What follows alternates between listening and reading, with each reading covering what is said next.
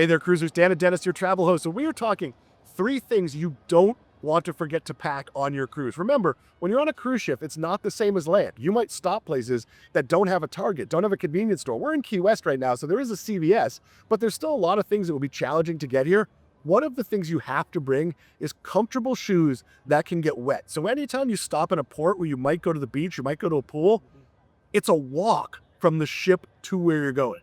So even if you're not, you're just getting in a bus at the end of the pier, you want comfortable shoes and you want something that can get wet. You also want something that's not going to trap a lot of sand. We made the mistake of buying like Croc style sneakers, and they basically pick up like tons and tons of sand. I haven't figured this one out. I actually just bought some sandals today, so we will find out. Dennis, what else your wife Amy is really good at this. What else do you need to pack?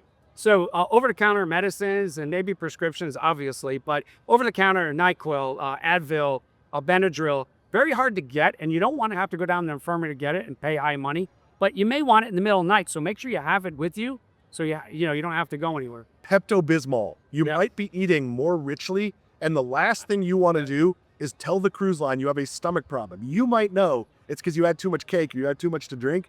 They will want to quarantine you if you say you have nausea. So you want to be really careful. Have those medicines. They will be expensive on the ship. They will be hard to get in certain ports.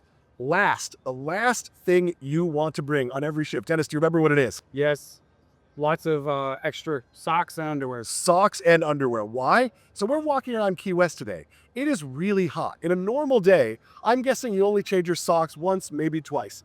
Sometimes on a cruise ship with walking around in places that are wet and getting caught in the rain, places that are hot, you are going to want, if you're on a 7-day cruise, you might want 10 to 12 pairs of socks and underwear. Now, if you're like us and you have good status, you might be able to do laundry, Right. But you don't want to spend the money for laundry if it's something you have to pay for. So it sounds silly, but make sure you bring comfortable shoes that can get wet, prescription and over-the-counter medicine. That is really important. You might think it's easy to get an aspirin. It is not.